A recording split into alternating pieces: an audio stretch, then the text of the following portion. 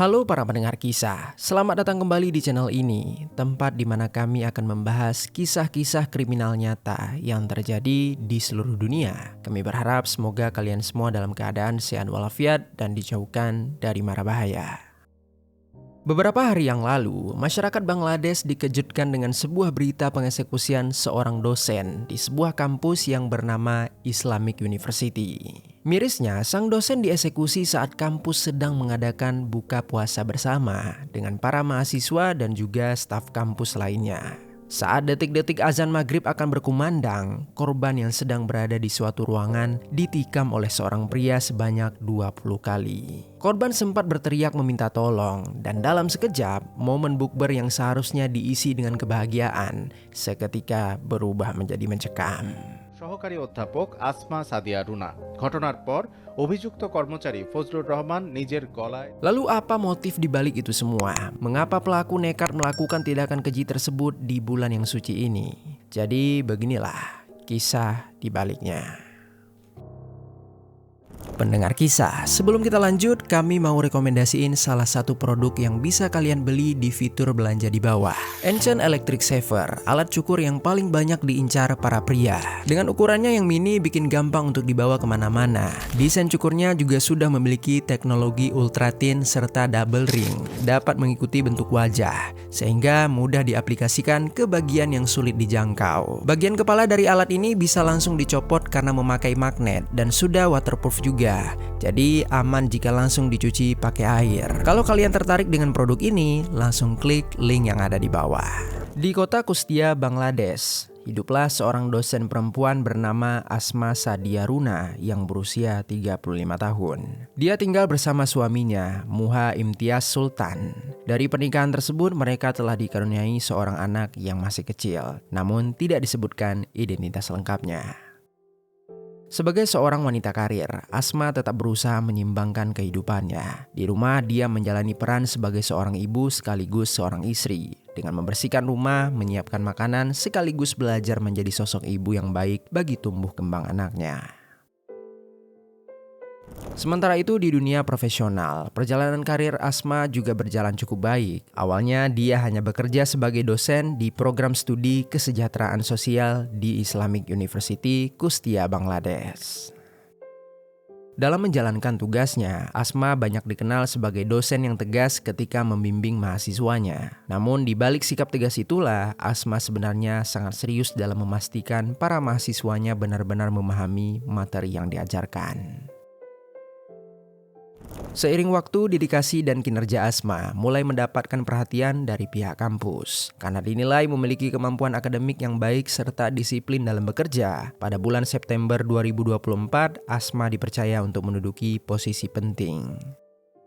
Dia diangkat sebagai ketua Departemen Kesejahteraan Sosial, sekaligus menjabat sebagai asisten profesor di universitas tersebut. Selain dikenal sebagai dosen yang berdedikasi, Asma juga memiliki reputasi sebagai sosok yang sangat teliti, terutama dalam urusan administrasi dan pengelolaan keuangan departemen. Dia selalu memastikan setiap pengeluaran dana dilakukan secara transparan dan sesuai dengan aturan yang sudah berlaku. Bagi Asma, tanggung jawab itu bukan sekedar tugas pekerjaan, tetapi juga sebagai bentuk komitmen untuk menjaga nilai institusi tempat dia bekerja. Namun di balik keberhasilan Asma, tidak semua orang benar-benar senang melihat posisi Asma di saat ini. Salah satu orang yang merasa terganggu dengan hal itu adalah seorang pria berusia 35 tahun yang bernama Faslur. Faslur ini bekerja sebagai asisten kantor di Departemen Kesejahteraan Sosial sejak tahun 2018, sebelum Asma diangkat sebagai ketua. Lalu saat Asma mulai menjabat, dia mulai mencurigai adanya praktik penggelapan dana yang dilakukan oleh Faslur bersama beberapa pihak lainnya. Oleh sebab itulah, Asma semakin tegas dalam mengawasi administrasi dan keuangan departemen. Dia ingin memastikan setiap penggunaan dana benar-benar tercatat dengan jelas sesuai dengan aturannya. Sayangnya, sikap tegas itu justru membuat sebagian orang merasa tidak nyaman. Bagi mereka, kehadiran Asma dianggap mengganggu kebiasaan yang sudah lama berjalan. Ketegangan di antara mereka pun semakin terlihat, bahkan dalam beberapa kesempatan, Fazlur meluapkan kemarahannya dengan cara yang tidak sopan. Dia sempat melontarkan ucapan yang bersifat tidak pantas kepada Asma secara verbal. Karena merasa tidak nyaman dengan perlakuan itu, Asma kemudian melaporkan kejadian itu kepada dekan Fakultas Ilmu Sosial. Setelah laporan itu disampaikan, pihak universitas akhirnya mengambil tindakan. Fazlur dipindahkan dari Departemen Kesejahteraan Sosial ke Departemen Ilmu Politik. Selain itu, gajinya juga sempat tidak dibayarkan karena dia dianggap melakukan pelanggaran disiplin serta bersikap tidak kooperatif. Keputusan tersebut justru membuat Fazlur semakin membenci Asma. Dia merasa sudah bertahun-tahun bekerja di departemen itu, tetapi tiba-tiba harus tersingkir setelah Asma menjabat. Padahal bagi Asma, semua yang dia lakukan sebenarnya hanya bagian dari tanggung jawab pekerjaannya.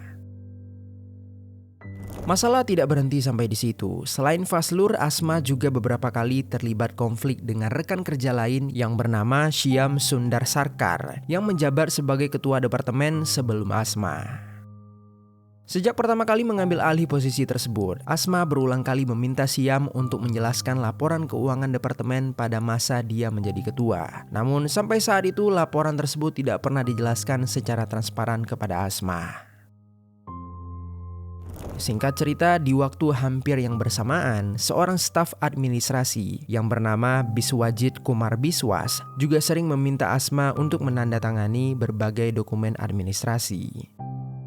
Namun hampir seluruh dokumen yang diajukan tidak terdapat penjelasan rinci, sehingga Asma pun beberapa kali menolak memberikan tanda tangannya. Dia menegaskan bahwa setiap dokumen yang berkaitan dengan penggunaan dana departemen harus diperiksa dengan jelas terlebih dahulu. Asma semakin yakin ada praktik yang tidak transparan di dalam departemen tersebut. Dia merasa beberapa pihak memang sengaja menggunakan dana tanpa laporan yang jelas. Di tengah situasi itu, seorang dosen lain yang bernama Habibur Rahman, sebenarnya dia juga mengetahui bahwa kinerja beberapa orang di departemen tidak berjalan dengan baik. Namun bukannya memperbaiki keadaan, dia justru menentang Asma dan meminta Fazlur untuk dikembalikan. Sikap tersebut membuat beberapa pihak meyakini kalau Habibur mungkin juga terlibat dengan kebiasaan penggelapan dana itu. Lalu situasi kembali memanas. Pada tanggal 18 Februari 2026, setelah sebelumnya Fazlur dipindahkan, kali ini Biswajit juga dipindahkan dari Departemen Kesejahteraan Sosial karena juga terbukti terlibat dalam kasus penggelapan dana.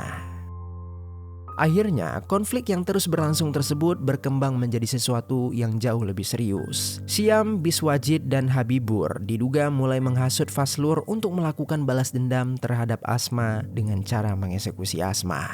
Di sisi lain, Fazlur sendiri memang sudah menyimpan kemarahan yang sangat besar. Dia merasa hidupnya hancur sejak dipindahkan dari departemen, apalagi gajinya juga belum dibayarkan karena masalah tersebut. Tekanan-tekanan itu membuat Fazlur semakin kesal dan terdesak. Perlahan dia pun tergerak untuk menyusun rencana pengeksekusian itu.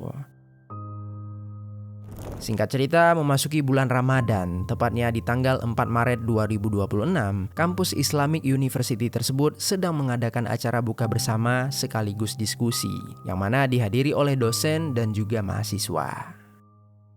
Kemudian menjelang waktu azan maghrib, sebelum berbuka, suasana kampus saat itu telah ramai karena banyak orang sudah berkumpul di sekitaran fakultas. Sementara itu, Asma masih berada di ruangan 226 Departemen Kesejahteraan Sosial yang terletak di lantai pertama gedung Fakultas Teologi dan Studi Islam.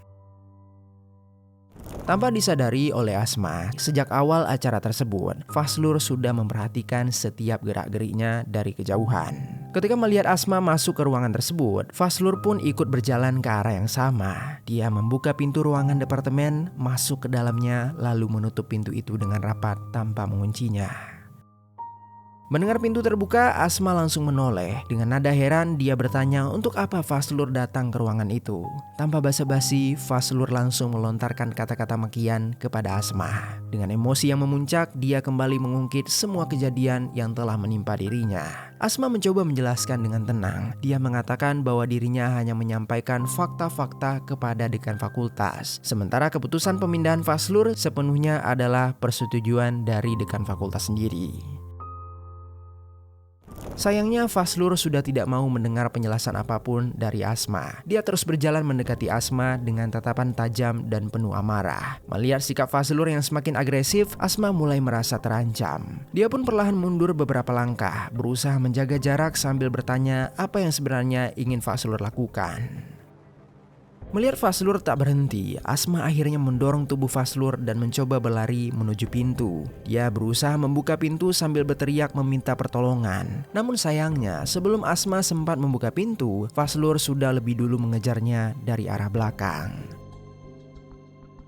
Ketika berhasil meraih tubuh Asma, Fazlur mengeluarkan sebuah pisau dari sakunya. Tanpa ragu, Fazlur langsung menusukkan pisau tersebut ke arah Asma tepat pada bagian lehernya. Tusukan-tusukan tersebut membuat tubuh Asma seketika terjatuh di dekat pintu yang masih tertutup. Di sana terlihat cairan merah mengalir dan mengenang di lantai ruangan.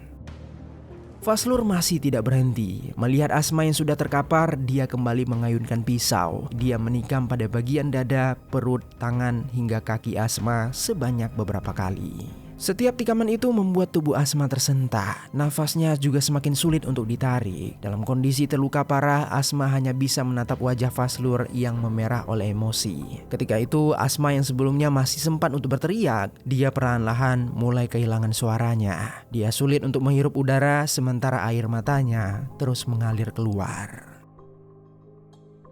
Tak lama kemudian Fazlur mulai mendengar suara langkah kaki yang berlarian di lorong-lorong. Dia berpikir mungkin teriakan Asma sebelumnya sudah menarik perhatian orang-orang di luar ruangan. Karena merasa panik, entah apa yang dipikirkan oleh Fazlur di saat itu. Entah dia ingin berpura-pura atau dia telah merasa putus asa. Tetapi yang jelas di dalam keadaan emosi yang tidak terkendalikan, dia secara nekat mengarahkan pisau itu ke bagian lehernya sendiri. Fazlur merintih kesakitan. Beberapa detik kemudian, tubuhnya ikut terjatuh ke lantai seperti Asma.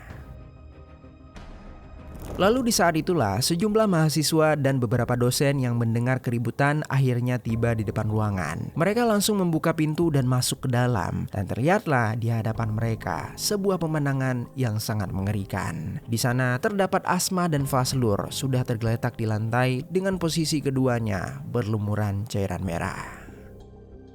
Sesaat setelah penyerangan terjadi, situasi di dalam gedung kampus langsung menjadi panik. Anggota Badan Pengawas Universitas yang berada di lokasi segera menghubungi layanan ambulan dan juga pihak kepolisian.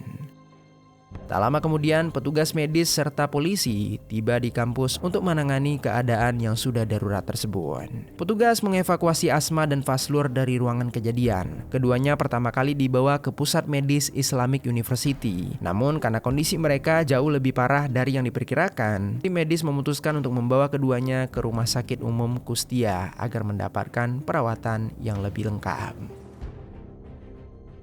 Namun sangat disayangkan, ketika tiba di rumah sakit itu, dokter justru menyampaikan kabar duka. Asma dinyatakan meninggal dunia sesaat dia telah tiba di sana. Dia meninggal akibat luka-luka serius yang ada di tubuhnya.